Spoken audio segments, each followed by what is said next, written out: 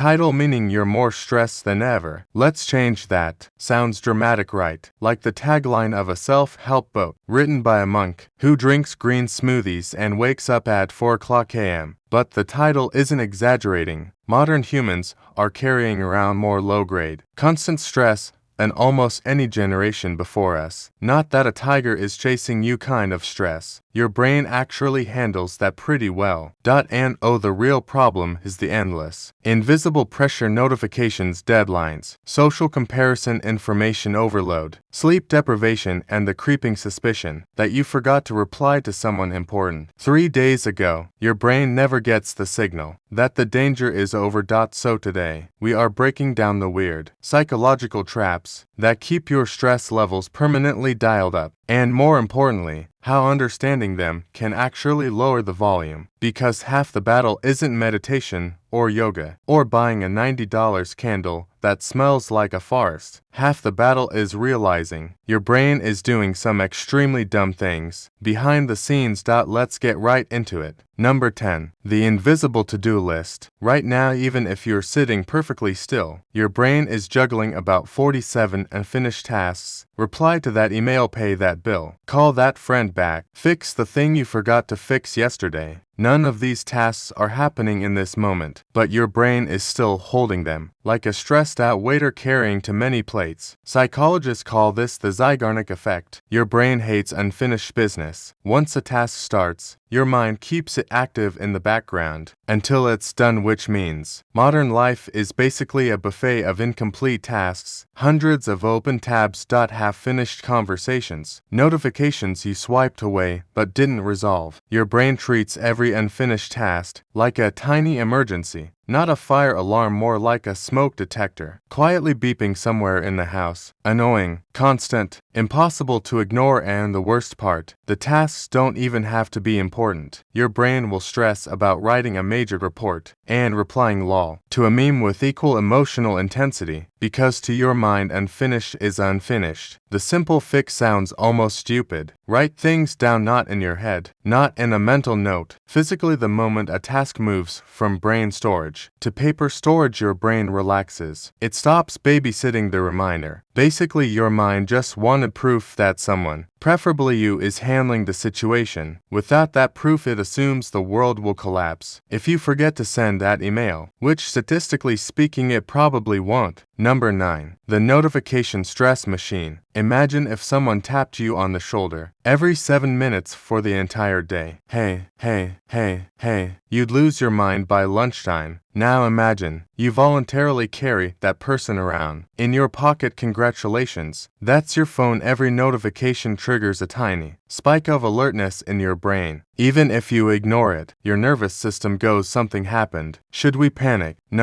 Okay, but maybe. Over and over all day, this constant alert state activates something called the sympathetic nervous system, the same system responsible for fight or flight responses, except there's no tiger, just Instagram telling you someone liked a photo from 2018. That your brain can't fully distinguish between urgent alerts and meaningless ones, so every buzz is treated like a possible threat. This is why people often feel weirdly anxious after scrolling through their phones for an hour. Nothing bad happened, but your nervous system just ran 60 tiny emergency drills. It's like revving a car engine repeatedly without ever driving anywhere. Eventually, the engine starts overheating.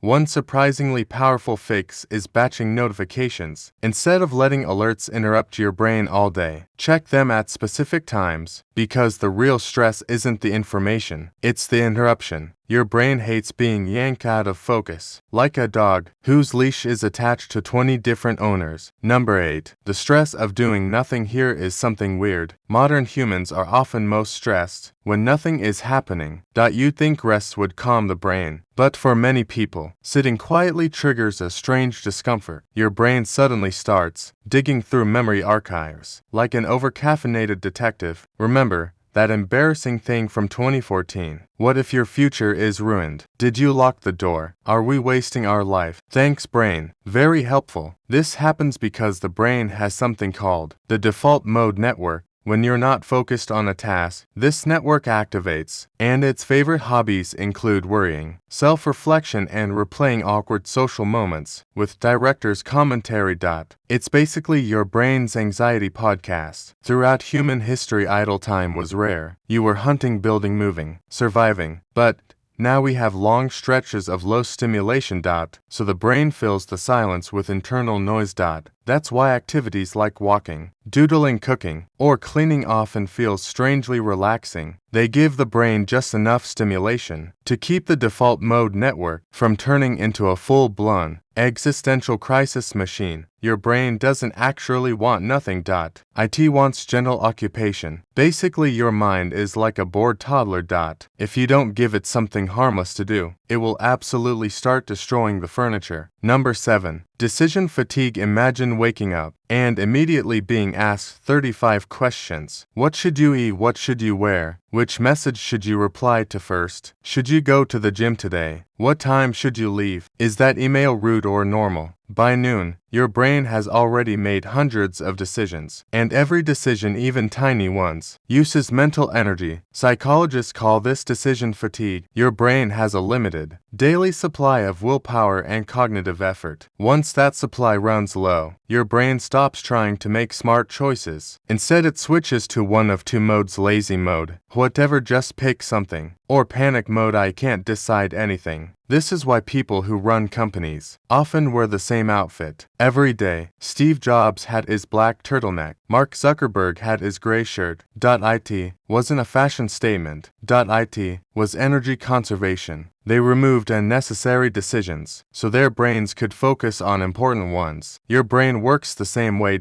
If you spend your mental energy deciding between 6 breakfast options, 3 different outfits, and 15 unread messages, you've already burned through cognitive fuel before lunch. Then later, when you actually need focus for work, studying, or problem solving, your brain is like, sorry, budget spent, come back tomorrow. One of the easiest ways to reduce stress is automation. Same breakfast, similar routines. Pre-planned tasks. It might sound boring, but boring routines are secretly a stress reduction superpower, because your brain isn't tired from thinking.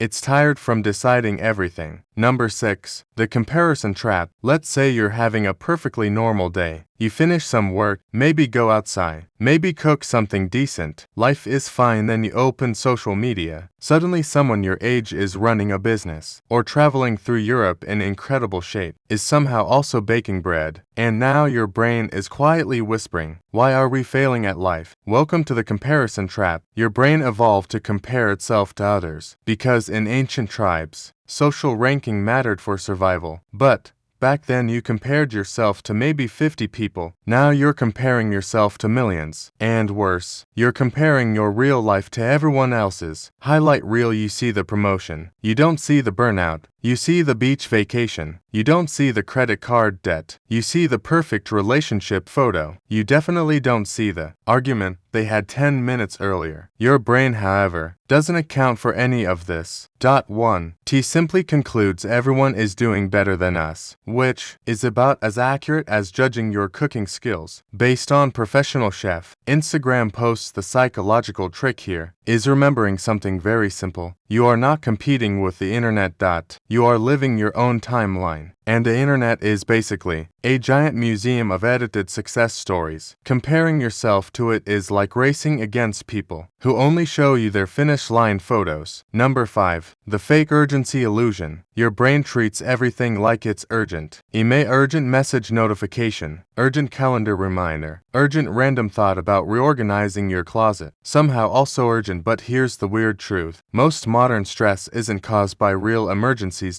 It's caused by perceived urgency. Your brain evolved in a world where urgency meant something was actively trying to eat you. So the moment something demands attention, your nervous system flips the stress switch. But modern life is full of fake urgency. A Slack message that could wait hours. An email that feels important but isn't. A task that feels like it must be done now, but actually doesn't when everything feels urgent. Your brain lives in constant, low-level panic. It's like running a fire fire department, where every call is treated as a 5-alarm blaze. Even if someone just burned toast, the trick to lowering stress is learning the difference between urgent and important. Urgent things scream for attention. Important things quietly build your future. Exercise is important, sleep is important, relationships are important, but they really feel urgent. Your brain wants to respond to alarms, but your life improves when you pay attention to what doesn't alarm you, which is ironic because the things that truly matter are usually the quietest things in the room. Number 4. The sleep sabotage loop. Here's a fun paradox: stress makes it harder to sleep, but lack of sleep makes stress worse.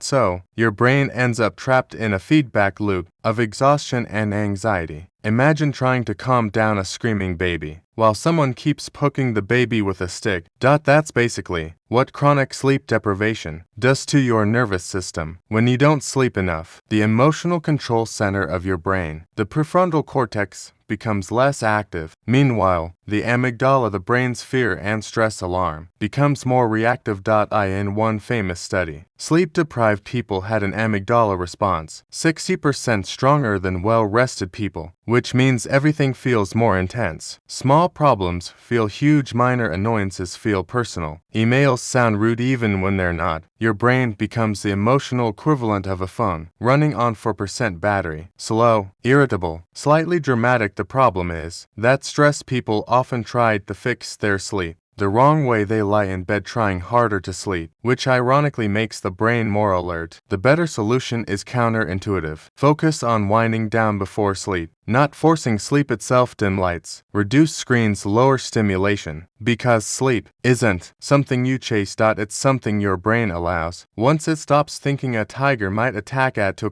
a.m. Number 3. The multitasking myth. Picture someone proudly saying, "I'm great at multitasking." Your brain, meanwhile, is quietly screaming because, despite what job descriptions and productivity gurus say, the human brain is terrible at multitasking. What we call multitasking is actually task switching. Your brain rapidly jumps from one task to another: email, document, message, notification, back to email, quick, scroll back to the document again. Every time this happens, your brain has to reload the mental context of the task. It's like closing one browser tab, opening another, then reopening the first one, and trying to remember what you were doing over and over. Psychologists call the cost of this switching attention residue. Part of your brain stays stuck on the previous task while you're trying to focus on the next one, which means you're never fully focused on anything. The result: tasks take longer, mistakes increase, and your brain burns through mental energy like a car stuck in stop-and-go traffic. It feels productive because you're constantly moving, but mentally, you're just revving the engine without going very far. Ironically, doing one thing at a time often feels slower at first, but your brain relaxes. Instead of juggling 15 half-finished thoughts, it gets to close mental loops and your stress drops, because your mind isn't constantly being yanked in 6 different directions, like a dog trying to chase 6 squirrels simultaneously. Number 2. The brain's negativity bias. Imagine your brain as a news channel, not a calm one.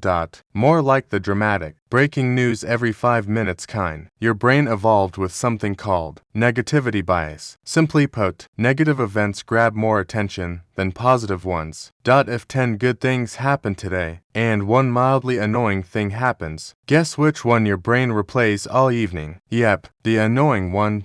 From an evolutionary perspective, this made sense. Ignoring a beautiful sunset wasn't dangerous. Ignoring a snake in the grass absolutely was. S0. Your brain became extremely good at spotting problems. The downside: modern life doesn't have that many life or death threats, but your brain still scans the environment like a paranoid security guard. It notices criticism faster than praise, mistakes faster than achievements, potential problems faster than present stability. This is why one awkward conversation can ruin your entire mood, even if the rest of the day went perfectly fine. Your brain is basically a smoke detector that goes off every time someone makes toast. Point. One way to counter this is intentionally noticing positive events, not in a cheesy everything is perfect way, just acknowledging them: good meal, nice weather. A small success at work. Because if you don't deliberately register the good moments, your brain will happily ignore them. while obsessing over the one weird email you got at 3 p.m. Basically, your brain is a professional problem finder, but sometimes